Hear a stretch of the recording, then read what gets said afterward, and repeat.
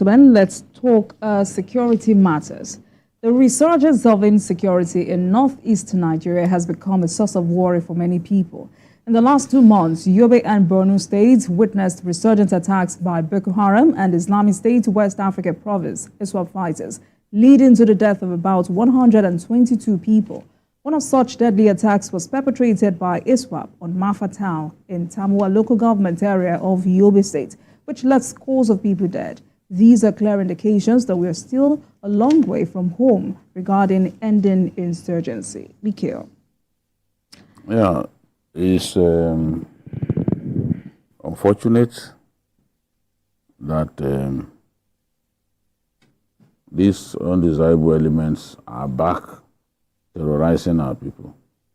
I've always warned that we should never get complacent. We should never imagine that the war has been fought and won at this stage, because the enemy, yes, the enemy is weakened. Some of their capabilities have been taken away. For example, in those days, they used to march through the streets. Okay. But today, they know that if even 10 or 15 of them move through the streets, they could be, the armed forces could be alerted, and the armed force will send an airplane to go and take them out. So they hardly do that anymore. In the past, they were overrunning military bases. Because of them, because of Boko Haram, the Nigerian army even changed some of its fighting doctrines. For example, our army was not really into gun trucks, using gun trucks. We were not interested in gun trucks. These boys forced us to change the tactics, and we now use gun trucks, which was what they were using. Gun trucks, armored propelled grenades and all that. We too now use it.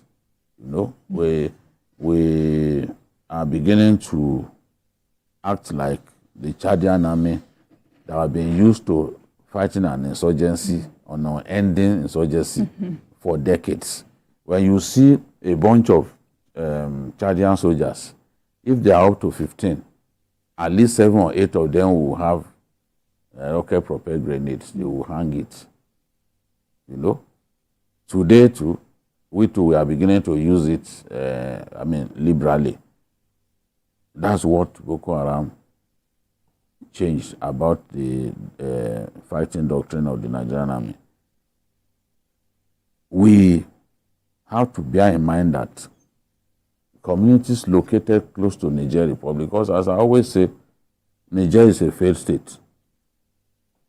This attack, the one in Yobe, where at least 100 people were killed, but only 37 were given mass burial, happened along the border with Niger Republic. Boko Haram has cells inside Niger Republic. When they face threats within our country, they go and hide there. This has been on for so long.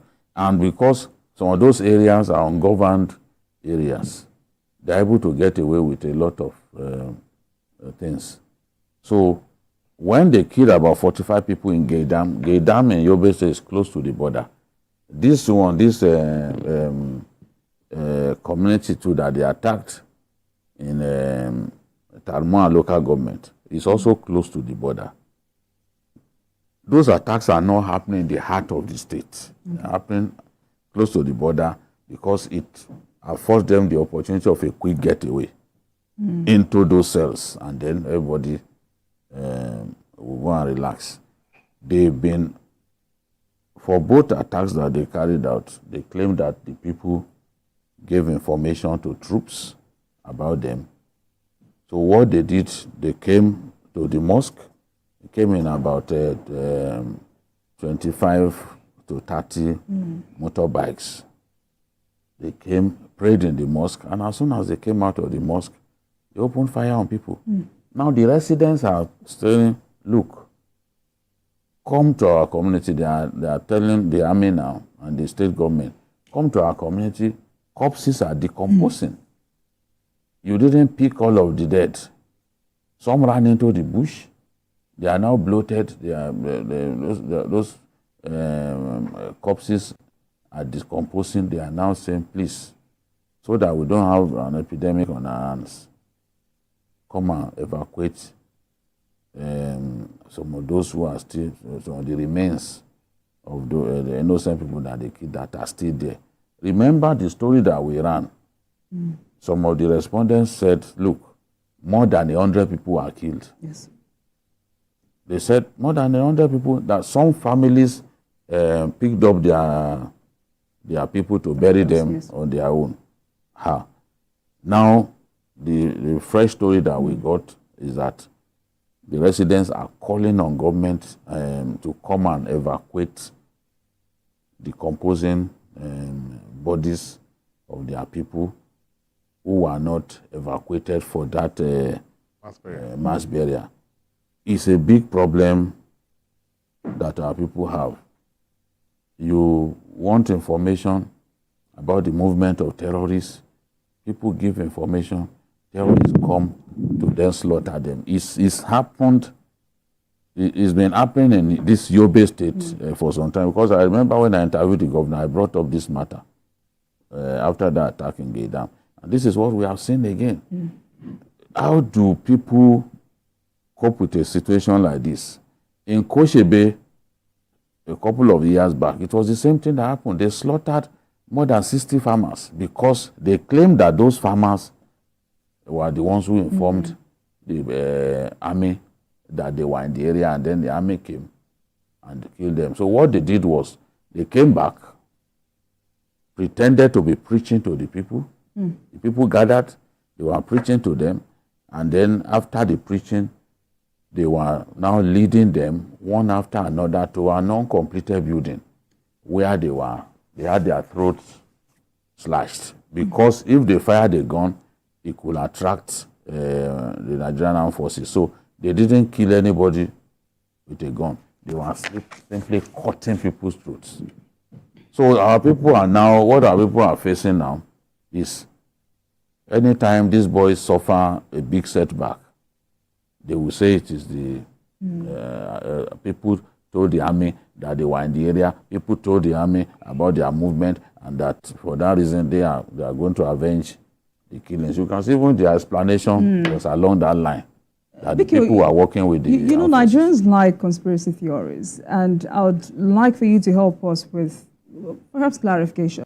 There's this conversation about whether or not there was indeed relative peace in the Northeast region, or the governors just created an image of normalcy. No, as somebody who goes there a lot, I must admit that we've made progress. You know how many times we used to bring Borno, Boko Haram killings and all that. It's no longer happening, because if those stories, if those unfortunate events don't happen, we can't come here and concoct our own stories. So those things have gone down. Progress has been made. There was a time when they were overrunning super camps. Yeah. And when we report some of those things, the army simply gave people some money to be abusing me on social media. They had a bunch of idiots who were working for them, who were just attacking me. Somebody even posted something recently that Jide was working for Boko Haram because they didn't want us to report those things. Today, when they've made progress and those attacks are not happening, will I sit down and say, this military base in Monguno has been overrun when it was not overrun? You know, so this is the thing. Progress has been made, especially in Borno State. In fact, a good number of those boys have now become bandits. They've moved down. They've moved to the North Central and Northwest. No doubt about it. Even in Niger, ISWAP is present in Niger. Boko Haram is present in Niger. And Saru, a faction of Boko Haram, they are present in Niger, present in Breningwari and other places, even close to Lokoja. You know, so we must admit that progress has been made. And it has taken the Nigerian Army, the Air Force, you know, and the Navy paying with their lives. They've lost a lot of their officers and men. We must be grateful to them for all that they have done. So what I refuse to agree, what I refuse to agree with anybody about is that we have won the war. No. The enemy may not strike regularly. But occasionally, as we saw with the attack on Gaza, when they unleashed suicide bombers, the enemy still retains the capacity to surprise us and to kill people. They still have that capacity. But as per whether they can do what they used to do in 2016, 2014, no. They no longer have that capacity, but they can still kill our people, especially in areas that are not well defended. So, residents now live in perpetual fear, knowing that these guys can strike any time. Are we back to square one? No, we are not. We are not at all. You see, let me start by saying that you cannot end insurgency. You cannot. Even America could not do it in Afghanistan. Because insurgency is not a regular warfare where there are soldiers on this side, there are fighters on this side, and there are rules of engagement. These are people who can just disappear and mix with people, go and reorganize and come back. So what you can do is to degrade their capabilities. That is what you can do. To a large extent, we have succeeded in doing that. So I won't need to rehash what they said. We've come a long way from where we used to operate from. Now, they used to take a lot of territories. They used to be in charge of several local governments in all these states. We have moved away from that. The armed forces will be able to do a lot of jobs. But the problem that we have is that you cannot end insurgency. ISWAP is a branch of a larger terrorist group that is organized, that is well funded. So you can degrade their capabilities, but they will always reorganize and come back to attack you. And what they are doing now is soft targets. That is what they do now. You know, insurgents, when they are weakened, they now go for soft targets. People that live at the border area, they are easier to attack because when you attack them, you can go back to your base in southern Niger Republic, and then the soldiers will not be able to. By the time you will have finished whatever you wanted to do before the soldier can even get to the place in the first place. And it's not possible for the soldiers to say, oh, they will station themselves permanently in those communities or villages because they will not come there if they know you are there. They will go and look for another soft target. It's sad, but that is the price to pay for insurgency because that's the way they operate. ISWAP has been degraded considerably, but they still have the capability to strike. But the only fear that I have is that it shows that their reorganization seems to be complete. Because for a long time, we didn't hear this kind of attacks from them. Then they started sending suicide bombers, which we've not had for a long time. Now, after the suicide bombers, they've now started going to villages doing what they used to do before. So it shows that there is an uptake in their activities and what they do. And I will appeal to the security forces to also up their game because it shows that that period where we've not had anything from there, they've used that to go and reorganize and plan things, and they've started because normally what they do is to start with sub-targets. They will send suicide bombers to maybe a supermarket or a market or something, or they will go to a village where they know that they are not well defended and try to take up people. Now they've started that again. And then we have to nick it in the bud because we must not allow them to go to the next phase, which is capturing communities and confronting the security forces. All right, Mayor, BKO, we need to take another break. And when we come back, we will move on to the final lap.